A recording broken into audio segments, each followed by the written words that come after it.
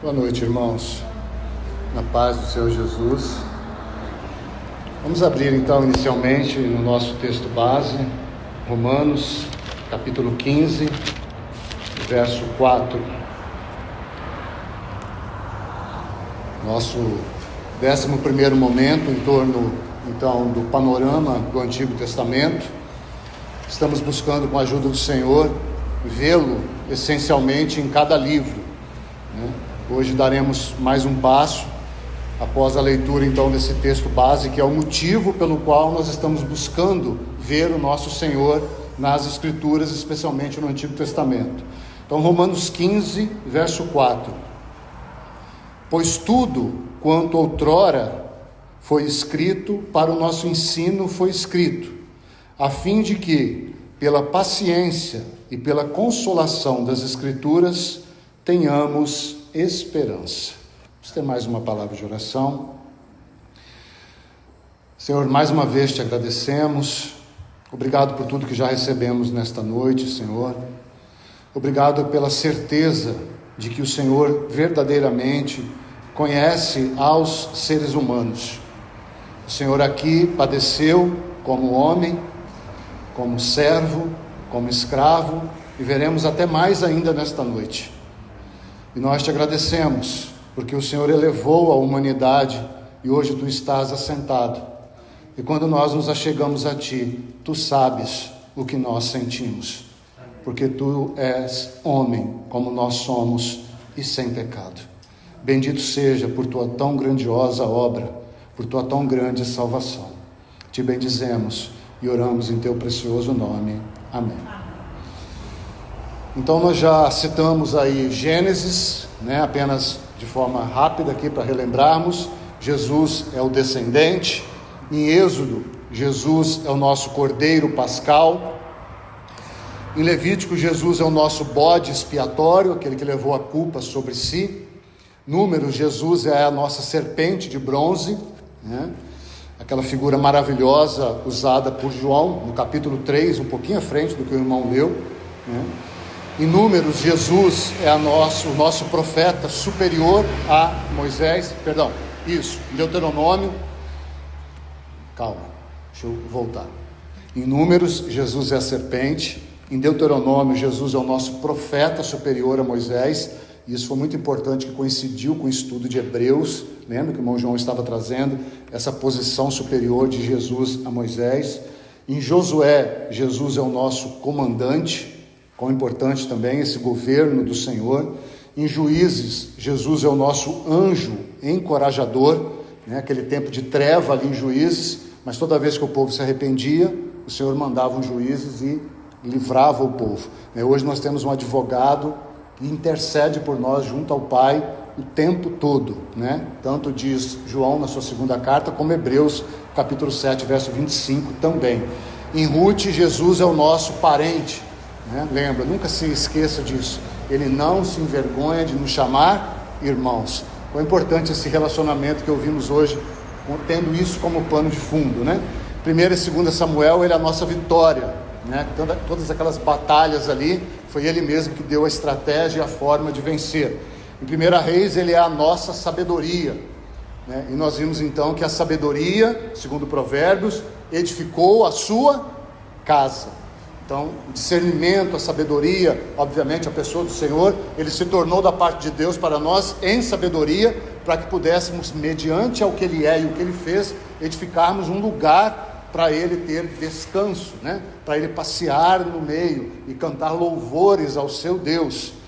Então, temos meditado também na carta aos Colossenses, que casa me edificareis vós? E qual é o lugar do meu repouso a partir de Atos, capítulo 7.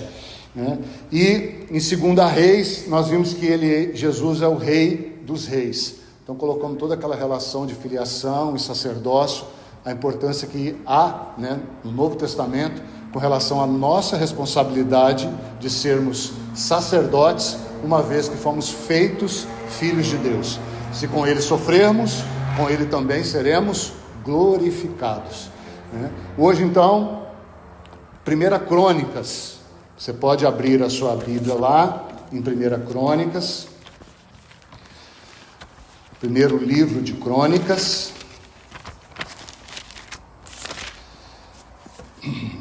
Antes de lermos o texto aí que você vai anotar e a realidade que o Senhor Jesus assume aqui, me permitam dizer para os irmãos um pouco do contexto de 1ª e 2ª Crônicas, para que os irmãos, talvez os irmãos nem saibam disso, né? Porque a gente vai na leitura e nós achamos que talvez Crônicas aí venha logo depois de Reis, né?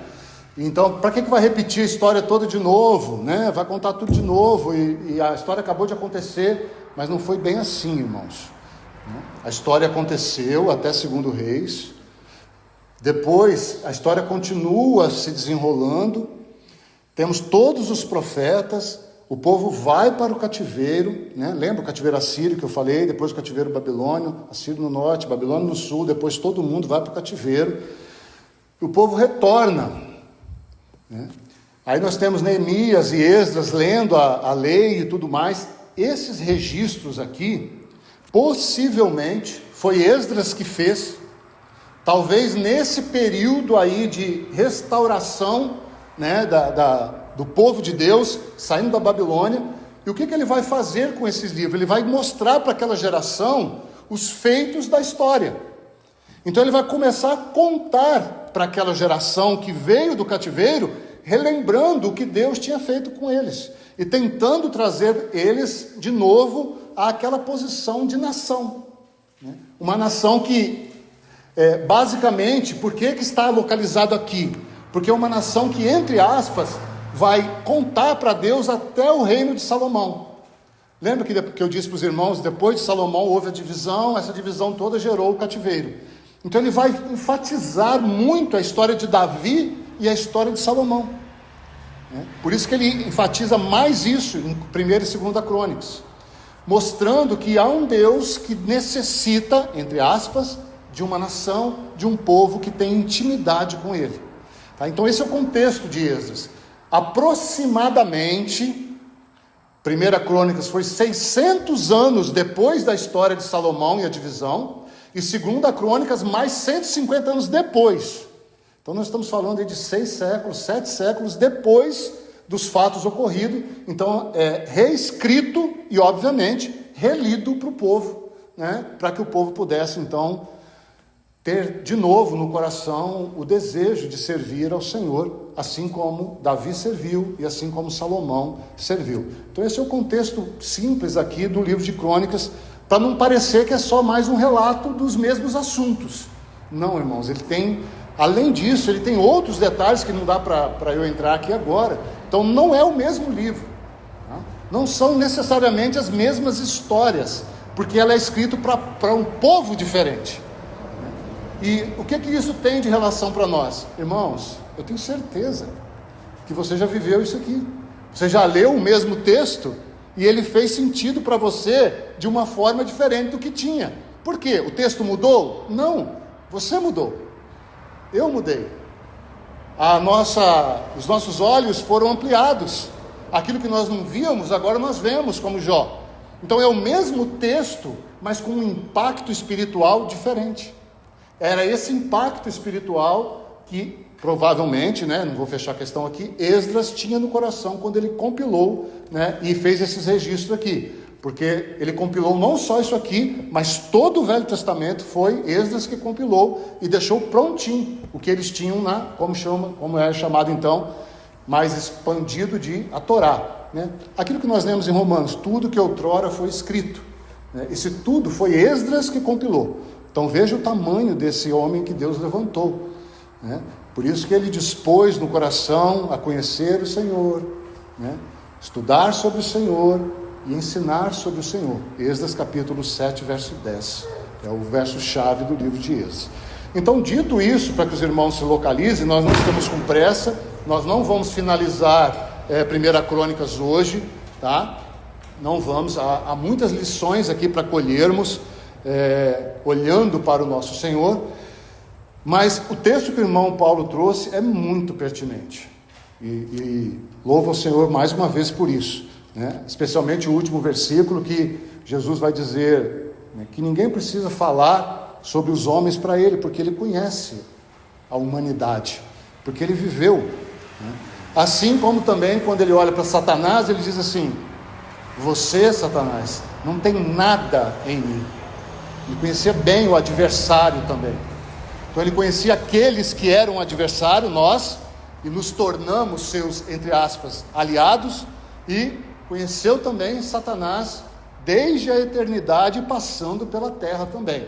Mas esse texto então é muito pertinente, porque nós vamos então ver hoje um pouco dessa humanidade do Senhor Jesus, mas não da forma que nós temos no Novo Testamento. O irmão já fez isso, o irmão João já fez, eu também já tinha feito isso no início. Então, graças ao Senhor, para nós é muito claro que Jesus era homem, né? Não há dúvida quanto a isso. Isso já foi estabelecido desde o 3º, 4º século. Jesus era homem e Jesus era Deus, as duas naturezas do Redentor, né? Há 3 livros do... fugiu o nome do autor brasileiro. São 3 livros grossos que tratam, Herbert Campos, se não me falha a memória, que tratam sobre a união, que na verdade ele vai usar essa expressão para chamar a atenção, porque elas não se unem, né? A união das naturezas do Redentor, né? Perfeitamente homem, perfeitamente Deus. Então aqui em Crônicas nós vamos dar o título aqui para Jesus como sendo o Rei de Deus, e nós vamos entender isso devagarzinho, né? Com o passar dos estudos, não somente hoje. Então, em 1 Crônicas, para aqueles que estão tomando nota, Jesus é o Rei de Deus. Aí você pode abrir em 1 Crônicas, capítulo 29. O último capítulo de 1 Crônicas.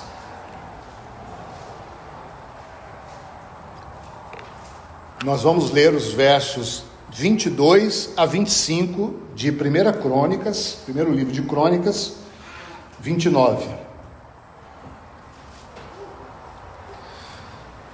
Capítulo 29, verso 22. Comeram e beberam naquele dia perante o Senhor, com grande regozijo. Pela 2ª vez fizeram rei a Salomão, filho de Davi, e o ungiram ao Senhor por príncipe e a Zadok por sacerdote. Salomão assentou-se no trono do Senhor, rei, em lugar de Davi, seu pai, e prosperou, e todo Israel lhe obedecia.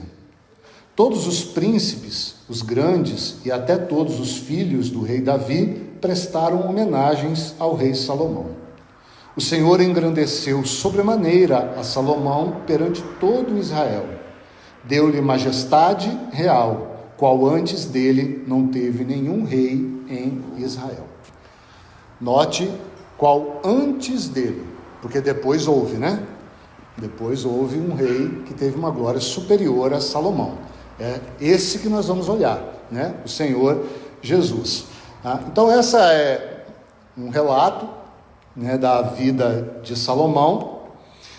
Mas eu queria então começar nesta noite, e volto a dizer de uma forma tranquila para que os irmãos possam ir compreendendo junto comigo, e nós juntos possamos, como o irmão João tem dito, desfrutar, e não só aprender, mas desfrutar do nosso Senhor, né?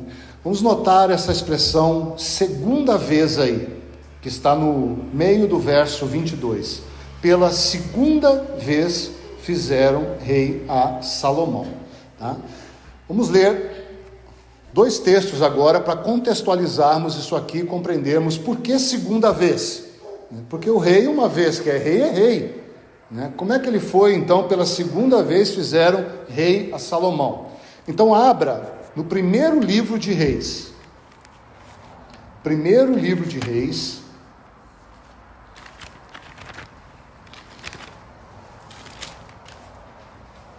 capítulo 1, 1º livro de Reis. Então aqui nós voltamos para a história, né, literal.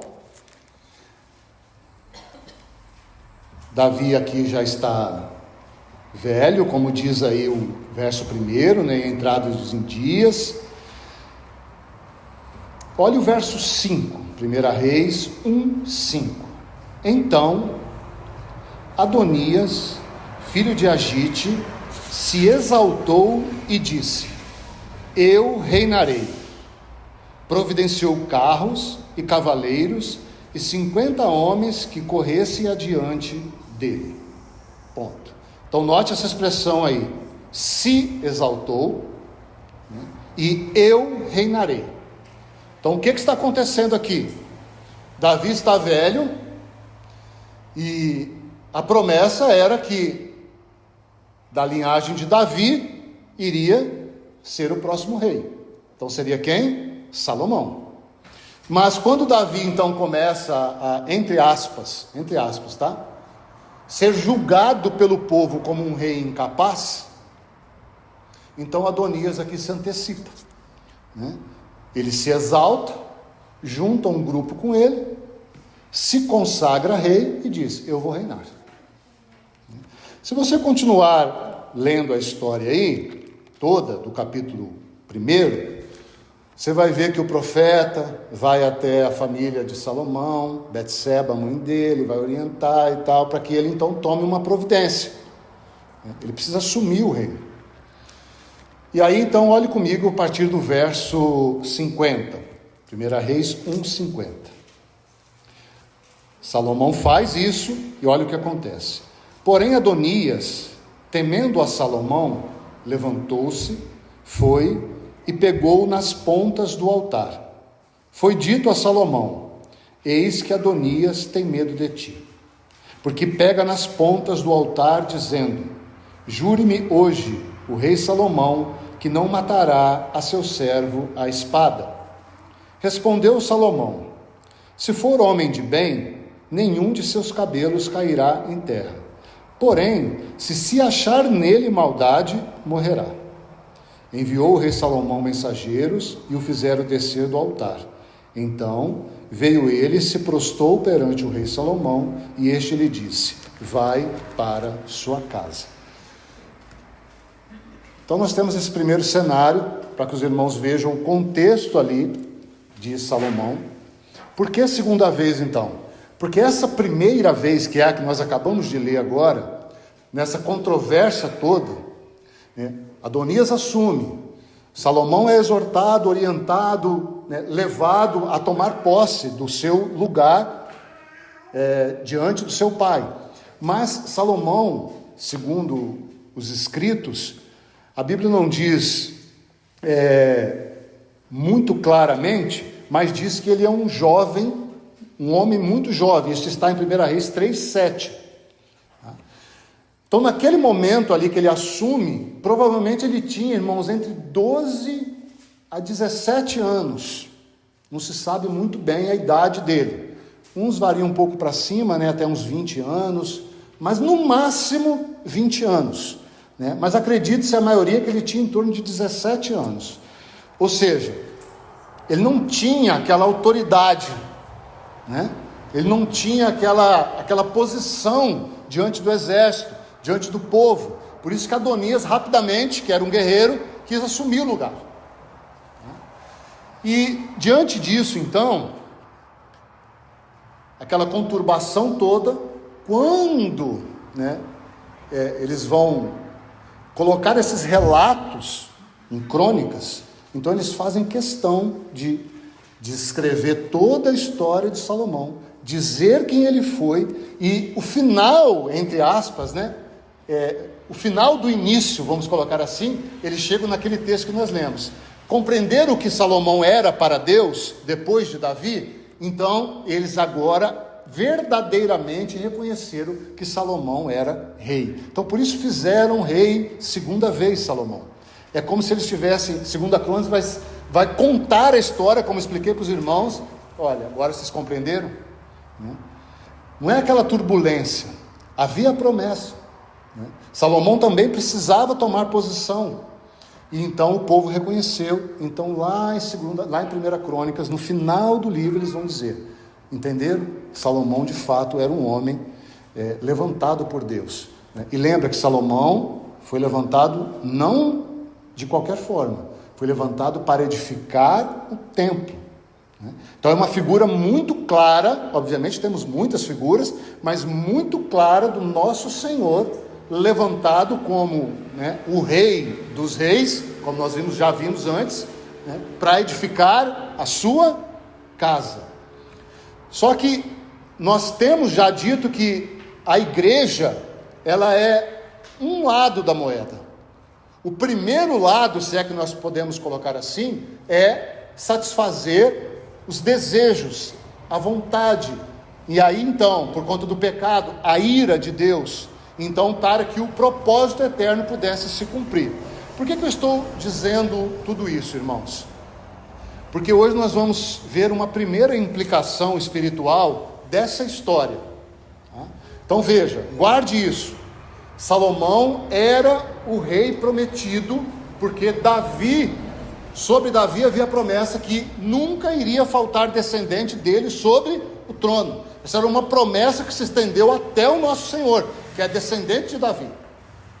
Então não poderia ser outro senão Salomão.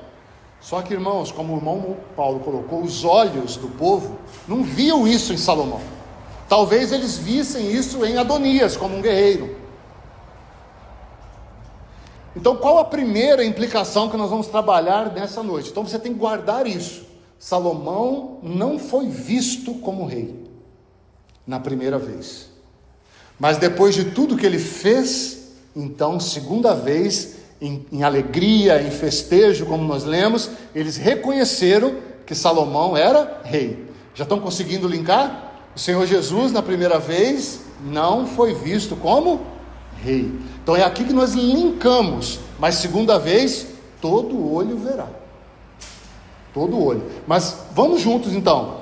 Qual a primeira implicação que nós vamos colocar aqui? Essa que eu acabei de dizer. Jesus não foi reconhecido como rei. Obviamente, na sua primeira vinda. Jesus está dentro aí, né? Jesus é o rei de Deus, mas ele vem nessa terra como homem, primeira vez, o verbo se faz carne, e ele de fato o homem era, e o povo olhava para ele, eles até queriam, como o irmão Paulo bem colocou, que ele assumisse o reino, que ele então julgasse tudo ali que estava errado e sentasse no trono ali de Herodes. Mas Jesus não era rei dos homens, Jesus era rei de Deus. Ele não era rei de Israel, nação, judeus, não, Jesus era rei de Deus. Então a primeira implicação, Jesus não foi reconhecido como rei. Então na história, pode ter acontecido aqui, então vocês vão sim, espiritual e o literal, na história entre Davi e Salomão, pode até ter ocorrido que Davi continuou sendo rei e Salomão foi prosperando, entende? Como que um reinado duplo. Muitos eruditos acreditam nisso. Não se sabe o tempo e não se sabe, mas dá-se a entender que Davi então foi orientando a Salomão e Salomão foi crescendo como rei diante do povo, né? Como disse, porque Salomão tinha pouca idade. Então, dito isso, né, nós precisamos ligar essa relação também, porque o Senhor Jesus, quando veio, né, lembra os anjos? Sempre de olho nele, né? Aqueles que eles contemplavam no céu, agora está na terra. Os anjos estão de olho, né? Jesus disse, se eu quiser que eles intervenham, eu só levanto o dedo e vai mandar legiões. Deus abre o céu 2 vezes e diz, este é o meu filho amado. Então são figuras para que nós possamos ir compreendendo que o Pai, o Filho e o Espírito Santo estão unidos. Lembra que é o Espírito que toma Jesus depois do batismo e o leva para o deserto para ser tentado pelo diabo, né? Então essa cumplicidade da Trindade. Então, mostrando mais uma vez que o rei Jesus era o rei de Deus. Então ele tem o Pai e tem o Espírito ao seu lado, como homem, para que ele possa não usurpar isso para si, né? Porque Filipenses vai dizer que ele não usurpou o ser igual a Deus. Não, antes ele abriu mão, mas ele foi revestido ali, né? O pai dizendo, esse é meu filho amado, depois abre de novo, a ele ouvir, né? O Espírito Santo conduzindo, ungindo, né? Essa, essa união. Então, quando nós vemos isso, nós também olhamos para essa relação de Davi e Salomão. E aí eu queria ver com os irmãos qual a primeira orientação que Davi deu a Salomão. E é daí que nós partimos. Abra comigo novamente lá em 1 Reis.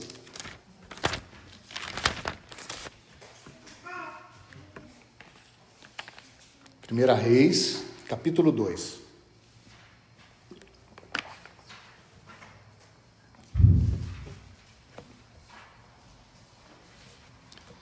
Veja, 1 Reis 2.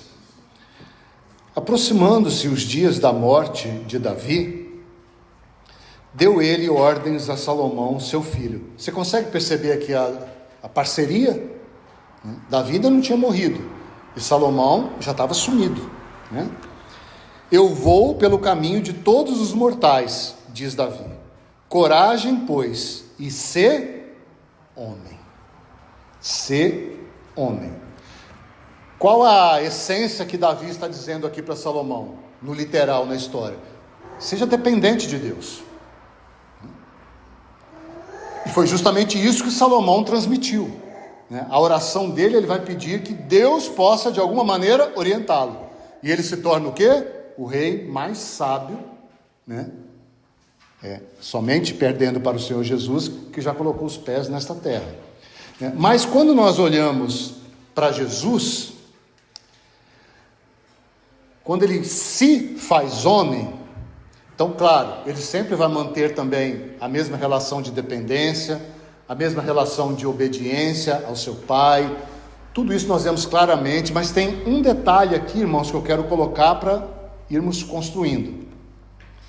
Jesus, ele, quando se faz homem, ele assume uma posição de identificação. Identificação com quem? Com os pecadores. Se você ler depois o batismo de Jesus, Mateus capítulo 3, verso 13, né? Há um irmão que diz assim, nesse momento, né? João Batista está lá, batizando todos aqueles que se arrependiam, então há uma fila, e o que Jesus faz? Ele entra na fila.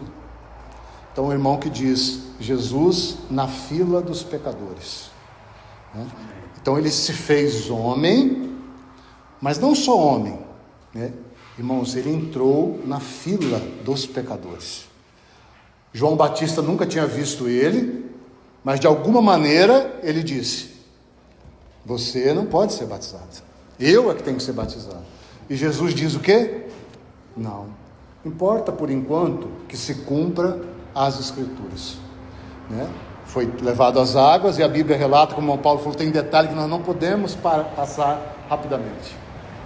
E a Bíblia vai dizer, e saiu logo das águas. Por quê, irmãos? Porque não havia pecado. Saiu logo, é maravilhoso. Então ele entra ali na fila dos pecadores, e ele está ali. João reconhece. E o que eu quero dizer com isso? Lembra que Salomão não foi reconhecido como rei? O que vai acontecer com o Senhor Jesus? A mesma coisa, irmãos. Apenas tome nota de alguns textos, nós não vamos ler, porque eu quero ir a um texto em especial com relação a isso. Então nós fizemos isso tudo para dizer que Davi, figura do pai, orientando Salomão, figura do filho. A primeira orientação, seja homem. Então você imagina Deus planejando o eterno propósito, e ele dizendo, eu preciso de um homem perfeito. E o filho vai dizer aqui, eu vou. E Deus vai dizer, então, coragem, filho, né? Porque você fica imaginando, irmãos, Deus de fralda, né? Precisa muita coragem, né? E tantas outras coisas que nós já falamos aqui do nosso Senhor nesse tempo, né? Por um tempo feito menor do que os anjos, vai dizer a carta aos Hebreus, né? Então, alguns textos apenas de que Jesus foi não foi reconhecido, mas como foi desprezado como rei.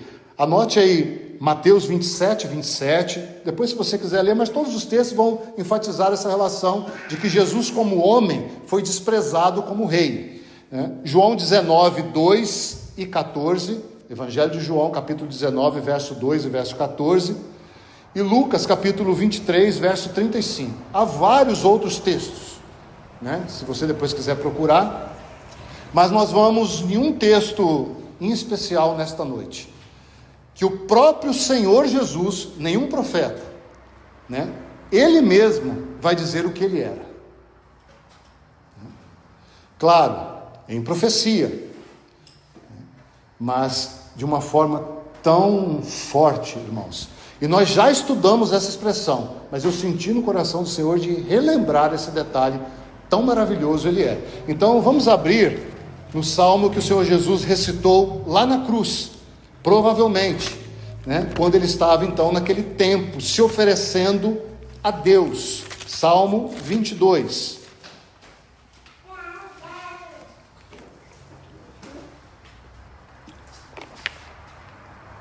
Salmo 22.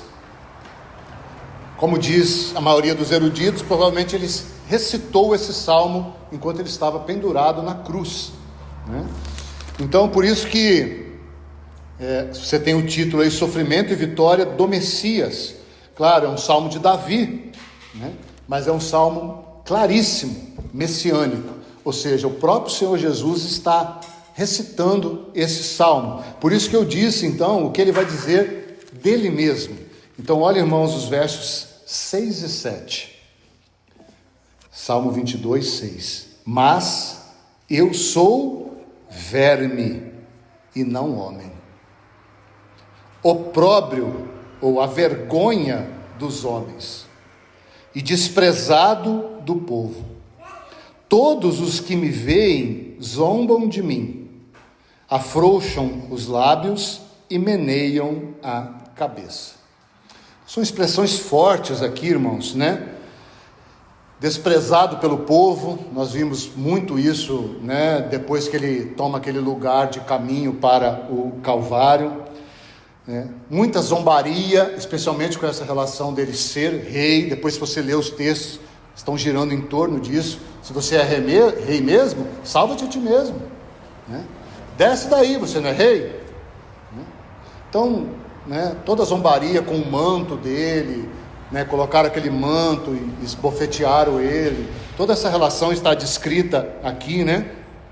Afrouxam os lábios. A expressão assim, irmãos, é tipo assim: quem é você? Sabe? Nojo, né? Essa expressão. E a outra, né, meneio a cabeça, falando: pelo amor de Deus, o que esse homem está dizendo, né? Insultos assim.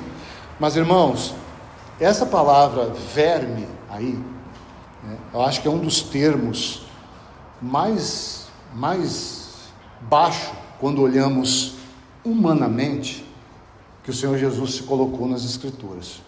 Porque lá em Filipenses, ele se fez homem e se fez servo, escravo. Assim como também em João 13, eu sendo mestre, né, me fiz escravo e lavei os seus pés. Mas aqui ele está dizendo que ele é verme, né? Verme. Paulo chegou ao ponto de se considerar o pior dos pecadores, mas não chegou a esse ponto, né? Mas isso, irmãos, sim, foi verdade. O Senhor Jesus foi tratado dessa maneira pelos seus.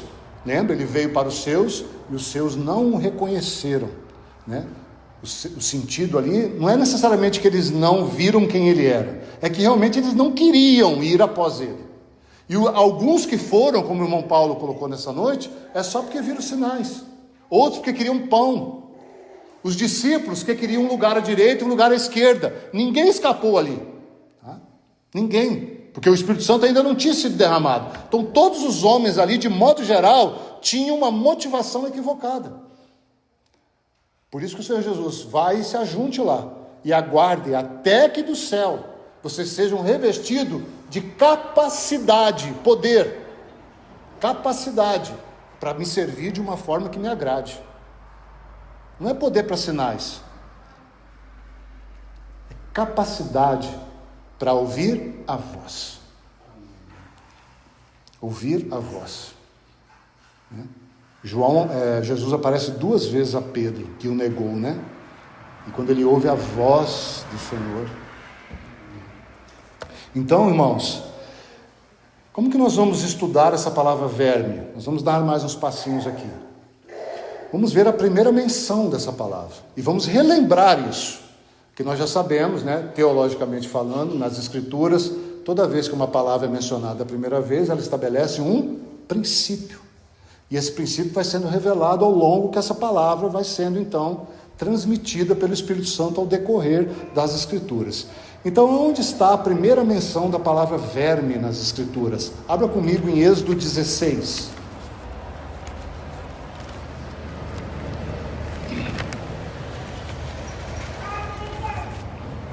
Êxodo 16.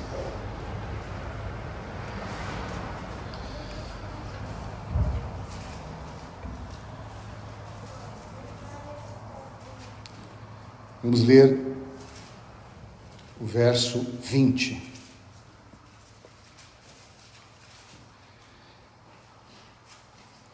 Eles, porém, o povo, em face a Moisés, não deram ouvidos a Moisés.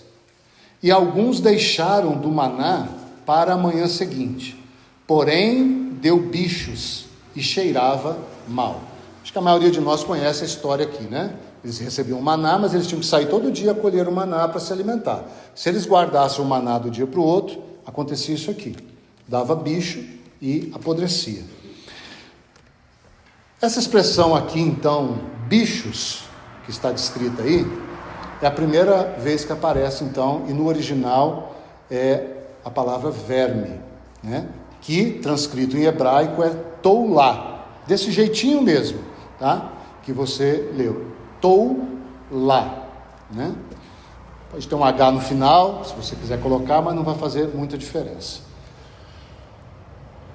Essa palavra, toulá, só no livro de Êxodo, ela aparece 27 vezes.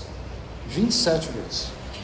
Porém, como verme ou bicho, como está aqui, só essa vez. As outras 26 vezes que ela aparece, é traduzida como escarlate. Escarlate. O que era escarlate, irmãos? Escarlate era um pano, lembra? Que era usado na composição do templo. Estofa azul, púrpura, carmesim ou escarlate e linho fino. Lembra desses 4 panos que nós estudamos no templo, né? Compunham ali toda aquela figura do santo lugar. Então, escarlate, na verdade, é uma cor, né? Escarlate é um vermelho vivo. Você pode procurar isso na tradução normal de hoje. Tá? Então, o que nós temos de instrução aqui? Nós temos um verme escarlate. Tá? Um verme escarlate. Tá? Guarde isso. Por que ela é usada tantas vezes assim em Êxodo? Porque esse verme era um verme vermelho, que quando ele morria, então ele soltava essa tinta. Então eles pegavam muitos desses vermes e usavam esse verme para colorir o pano, e o pano então ficava vermelho. Então, como o pano é muito citado no livro de Êxodo, né, no templo, nos utensílios ali, toda aquela descrição do tabernáculo que está aqui em Êxodo, então muitas vezes é citado esse verme, esse escarlate, né, esse verme escarlate, ou esse verme vermelho. Tá? Então, quando o Senhor Jesus usa essa expressão sou verme, há um sentido duplo, complementar, e é aqui que nós já vamos finalizando. Então, recapitulando, Jesus, sendo rei, se fez homem, se fez escravo. Muitos não o reconheceram como rei, e ainda mais o desprezaram, o rejeitaram, o negaram, o amaldiçoaram. Pedro, por exemplo, né, o discípulo próximo ali que falava muito, Jesus é maldito. Diante disso tudo, ele assume essa posição, então, como disse, assim eu creio, posição mais baixa que ele poderia se colocar nesta vida natural. Eu sou verme. Só que, irmãos, nós tivemos um irmão nosso do século passado. Ele morreu em 2006, né? Ele nasceu no início, acho que foi em 1926, se não me falha a memória. O nome dele é Henry Madison Morris. Ele foi um dos maiores apologetas, ou seja, defensores da palavra do século passado. E ele foi considerado já nos anos nossos, né, na década, nos anos 2000 aqui, o pai da moderna ciência cristã, esse homem. Ou seja, além de cristão, né, um apologeta cristão, ele também era um cientista. Tá? Então, não há nenhum problema em ser cientista. A ciência não está contra a Bíblia. Né? Há uma expressão na área de musculação, né, da qual eu atuo como profissional, que diz assim, que a teoria se arrasta atrás da experiência. Ou seja, aquilo que os profissionais já faziam em 1960, 50, 70, foi se comprovado em 1990, 1980, e assim até hoje. Então a teoria se arrasta, né? Se arrasta atrás da experiência nesse aspecto. E a ciência também se arrasta atrás da palavra, né? Ela vai demorar muito, vai precisar de muitos homens, cientistas muito bons, levantados por Deus, para poder desvendar tudo aquilo que está aqui, né? E eles não vão precisar de muita inteligência, eles vão precisar de mais graça do que inteligência. Mas a ciência se arrasta atrás das Escrituras, né? 3,14, que é a medida do pi, eu não sei quando foi descoberto, o irmão Eduardo sabe quando foi descoberto o pi? Não lembro também, mas lá no tempo de Salomão já tinha a medida, 3,14 da bacia, já estava lá. E tantas outras coisas que nós podemos contemplar nas Escrituras. Mas o que eu quero dizer? O que esse irmão constatou desse verme escarlate? Ele foi estudar. E é aqui que nós vamos finalizando. Ao estudar esse verme escarlate, ele vai deixar um relato. Eu não vou ler o relato, que eu acho, vou tentar transmitir o relato para os irmãos, que eu acho que fica mais claro, né? Mais fácil de compreender. Ao estudar esse verme vermelho, então, esse verme que soltava essa cor tinta, ele descobriu então que a fêmea desse verme, no tempo de se reproduzir, ela tinha uma atitude. Ela procurava uma madeira bem dura, né? Obviamente dura a tal ponto que ela pudesse se incrustar nesta madeira, né? Um verme, irmãos, você já deve ter visto verme de madeira, né? É tipo uma lagarta, né? Diferente um pouco do verme, né, que habita o ser humano. Esse verme maior, né? Tem uns grandes assim, você vê muito em madeira, né? Então essa fêmea desse verme escarlate, ele se incrustava na madeira, fazia como que um lugar ali, aonde nada poderia chegar ali. E o que ia acontecer ali com esse verme, né? Esse verme fêmea? Ela ia depositar os ovos debaixo dela, tá? E esses ovos então iriam eclodir ali, iriam virar pequenas larvas semelhantes à larva mãe. E ela então, a partir desse momento, ela ia servir de alimento para aquelas larvas. E aí você já está vendo uma figura do nosso Senhor, porque ele se chamou desse verme. Esse estudioso então, ao olhar para aquele lugar que esse verme ficava ali, depois que os outros saíam, ele percebeu que tanto a madeira como as larvas saíam manchadas com esse sangue, essa cor, né? Traduzindo para nós, com esse sangue. Então pensemos no Senhor Jesus lá na cruz. Ele mancha a cruz com sangue e todos nós somos manchados com a vida dele. Então, irmãos, quando nós olhamos para essa figura que o Senhor Jesus colocou-se lá na cruz, ele, João 13 vai dizer, eu posso ser verme, mas eu sei de onde eu vim e eu sei para onde eu vou. E quando eu manchar a cruz com o meu sangue, eu estarei conduzindo muitos filhos com a mesma mancha para o meu Pai. Então, qual a nossa bem-aventurança, nossa aqui presente? Nós sabemos que Jesus é Rei, porque Ele nos cobriu, Ele deu a sua vida por nós, Ele é o nosso alimento. Você viu que a primeira menção é o povo aqui, de alguma maneira, não confiando em Deus, no pão que descia do céu, no maná? Ele é o nosso alimento, Ele é o nosso pão. Nós somos marcados com esse verme escarlate. Essa marca que ficou ali registrada na vida de Daniel. Lembra quando ele desce a cova? O selo de Nabucodonosor ali na cova dos leões, e vai dizer aquela expressão linda que nós não cansamos de repetir aqui: para que nada se mude a respeito de Daniel. E isso aconteceu. Daniel ficou na cova dos leões, domesticou os leões e saiu de lá vivo. Para que nada se mude a seu respeito. Então, irmãos, esse verme te marcou. E estamos dizendo isso porque essa é a primeira implicação desse texto aqui, que Jesus é Rei de Deus. Nós tivemos o privilégio de vermos que Ele é um Rei de Deus, que Ele, sendo homem, Ele continua sendo Rei. Ele desce aqui, irmãos, um detalhe: muitos eruditos cristãos não admitem que Jesus desceu à morte como Rei,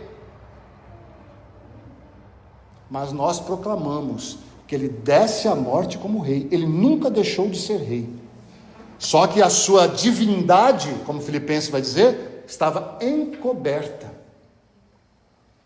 por essa pele nossa de pecado. Sobre Ele foi colocada uma pele imputada de pecado. Mas quando Ele desce ali e a morte tenta prender aquela pele e segurar, o que acontece? A morte vê que aquela pele era só uma capa, era um verme. Olharam para Ele e beleza alguma viram. Mas quando a morte tenta tocá-lo, irmãos, a glória, como diz o irmão, rompe a tampa do caixão. A morte de Jesus foi o dia da morte, diz outro irmão.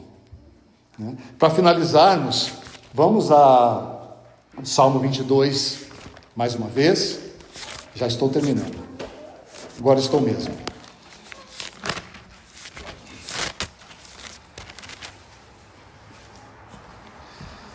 Olha o que esse verme fez, irmãos, dentre tantas coisas maravilhosas.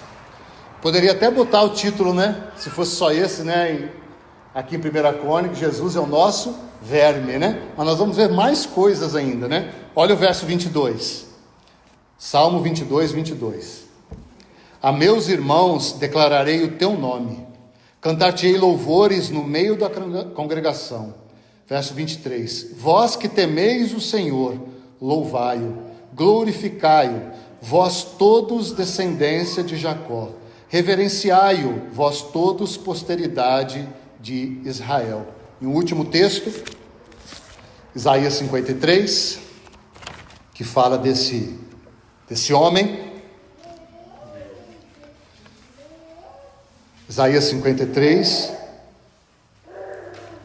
primeiro verso 3, para que nós vejamos esse verme. Era desprezado e o mais rejeitado entre os homens, homens de dores, e que sabe o que é padecer. Agora, por que, irmãos, ele se permitiu ser verme?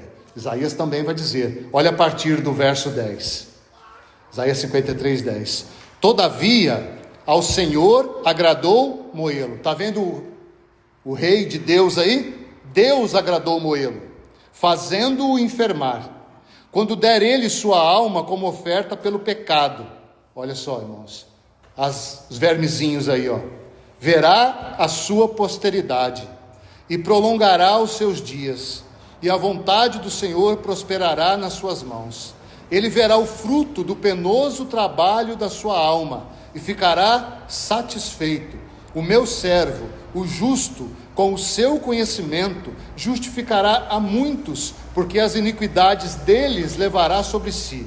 Por isso, eu lhe darei muitos como a sua parte, e com os poderosos repartirá ele o despojo, porquanto derramou a sua alma na morte. Olha o verme aí. Foi contado com os transgressores. Olha a filha do batismo. Contudo, levou sobre si o pecado de muitos, não de todos, e pelos transgressores intercedeu. Então esse, irmãos, é o Rei de Deus. E primeiro nós precisamos vê-lo como homem, entendê-lo que ele se fez homem, se fez escravo e se fez verme. E é porque ele desceu ao nosso nível, é que Ele pôde nos elevar a estarmos assentados com Ele. Realmente nós possamos nos colocar aos pés do Senhor e continuar buscando reconhecê-lo como Rei, porque o nosso papel nessa terra é fazê-lo Rei, né? Fazê-lo Rei. Quando Ele voltar, Ele vai reinar com a igreja, e queiramos nós estarmos juntamente com Ele. Amém? Vamos orar. Pai, nós mais uma vez te agradecemos, Senhor. Obrigado por tudo que o Senhor nos comunicou nesta noite. Se porventura, Senhor, há algo que não tenha sido do Senhor, do teu agrado, tira da nossa mente, Senhor, tira do nosso coração, mas suplicamos, Pai, que aquilo que for do Senhor, que o Senhor possa cravar no nosso coração, que possa mexer com as nossas entranhas, Senhor, e que possamos ser capturados mais e mais para Ti. Que possamos ter, como dito no início, verdadeira intimidade contigo. Que nós não continuemos a buscar o Senhor simplesmente por aquilo que o Senhor pode nos dar, por aquilo que o Senhor pode conquistar para nós nesta terra, Senhor, mas que verdadeiramente o nosso desejo seja, Senhor, seja feita a Tua vontade na terra, assim como ela é feita no céu. Depois disso, sim, Senhor, dá-nos o pão nosso de cada dia. Ah, Deus, ajusta esses desejos do nosso coração. Nós te agradecemos e oramos em teu precioso nome. Amém.